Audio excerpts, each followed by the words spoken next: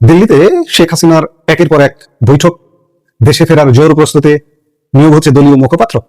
এই মুহূর্তের সবচেয়ে বড় এবং বিস্ফোরক রাজনৈতিক খবর, শেখ হাসিনা দেশে ফেরার কাউন্টডাউন কি তবে শুরু হয়ে গেল? আর আপনি যদি আমার এই চ্যানেলে নতুন হয়ে থাকেন তাহলে চ্যানেলটি সাবস্ক্রাইব করে পাশে থাকবেন। আসসালামু আলাইকুম প্রিয় দর্শক, অন্য মঞ্চের আলোচনায় আপনাদের সকলকে আমন্ত্রণ জানাচ্ছি।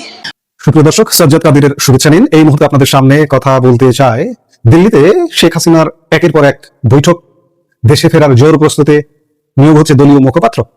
এই মুহূর্তের সবচেয়ে বড় এবং বিস্ফোরক রাজনৈতিক খবর, শেখ হাসিনা দেশে ফেরার কাউন্টডাউন কি তবে শুরু হয়ে গেল? 5ই অগস্টের পর এই প্রথম দিল্লিতে একের পর এক মেগা বৈঠক বসছে। ভারতে আশ্রয় নেওয়া শেখ হাসিনা জরুরি তলবে ইতিমধ্যেই অনেক নেতাকে বিভিন্ন সময় ডেকে পাঠিয়েছেন। এর মধ্যে আইনজীবী, আওয়ামী লীগের প্রভাবশালী নেতা তারা রয়েছেন। তৈরি হচ্ছে আইনজীবীদের এক দুর্ধর্ষ স্পেশাল টিম। কিন্তু কেন এই তোড়জোড়? পর্দার আড়ালে কি ব্লুপ্রিন্ট তৈরি করছেন শেখ হাসিনা? আন্তর্জাতিক মহল এবং জাতিসংঘের সাথেই বা কি ডিল হচ্ছে?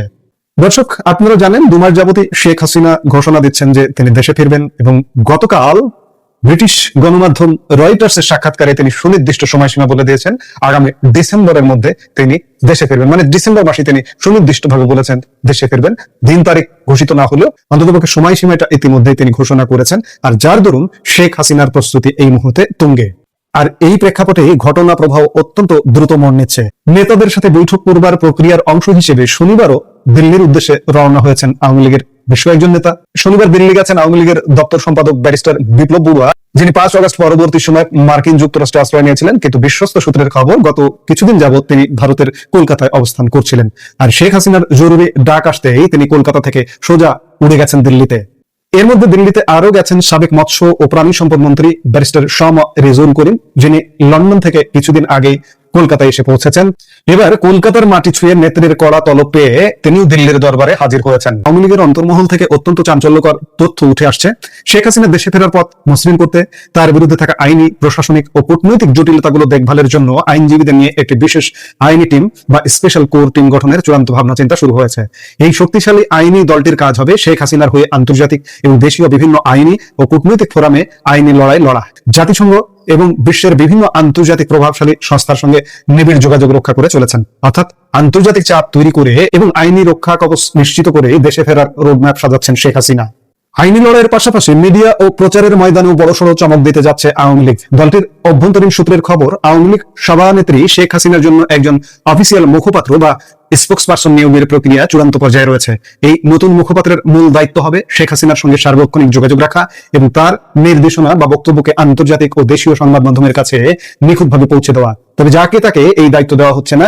এই পদের জন্য 3টি প্রধান শর্ত বিবেচনা করা হচ্ছে। প্রথমত, তার গভীর রাজনৈতিক প্রজ্ঞা থাকতে হবে। দ্বিতীয়ত, জনগণের কাছে এবং মিডিয়ায় তার একটি স্বচ্ছ ভাবমূর্তি বা ক্লিন ইমেজ থাকতে হবে। এবং তৃতীয়ত, দলের সর্বস্তরের নেতা কর্মীদের কাছে তার গ্রহণযোগ্যতা থাকতে হবে। খুব শীঘ্রই এই মুখপাত্রের নাম এবং দলের এই বড় সিদ্ধান্তগুলো আনুষ্ঠানিকভাবে প্রকাশ করা হতে পারে বলে জানা যাচ্ছে।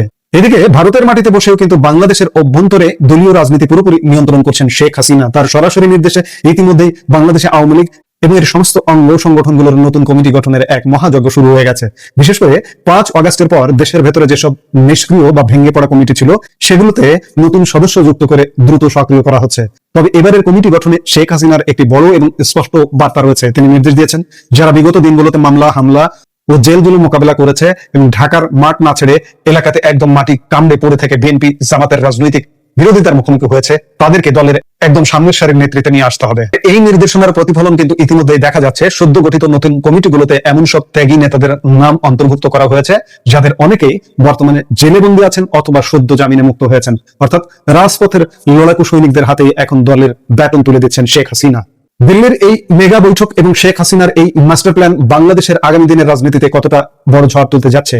আইনি টিম গঠন করে কি সত্যিই শেখ হাসিনা সব বাধা টপকে দেশে ফিরতে পারবেন? আইনি টিম গঠন, দলীয় মুখপাত্র নিয়োগ, এই খবরগুলো যখন সামনে আসছে তখন নিশ্চয়ই বোঝা যাচ্ছে আওয়ামী লীগ একটা মোটামুটি বড়সড় প্রস্তুতি নিয়েই এগুচ্ছে। শেখ হাসিনা যে বলছেন দেশে ফিরবে, শুধু বলার জন্য বলছেন না, তিনি ফিরবেন এটি নানা আলামতে ইতিমধ্যে পরিষ্কার হয়ে যাচ্ছে। এখন দেখার বিষয় যে তার রাজনৈতিক ফেরা, তার দেশে ফেরা প্রক্রিয়াগুলো কেমন হয়। সামনে নিশ্চয়ই আরো নানা রকম আপডেট ঘটনা ঘটবে।